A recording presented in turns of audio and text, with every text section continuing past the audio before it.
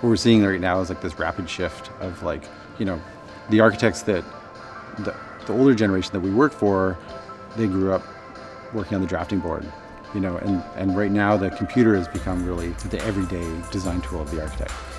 But we're in this like period of massive change, and I think we're only really just now realizing the potential of the computer, you know, using computer code to generate architecture. You know, you can develop all this complex geometry, but how do you then build it? How do you make it? And so we were one of the first offices to bring a 3D printer on board. Computation as well enables architects to integrate more with engineers in building performance through things like environmental analysis and structural engineering, so we can make our architectural designs respond to performance needs.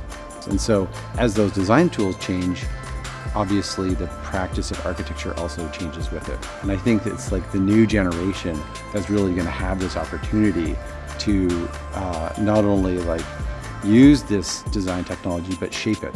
They'll shape it into what they want, and therefore shape architecture and the practice of architecture into what they want.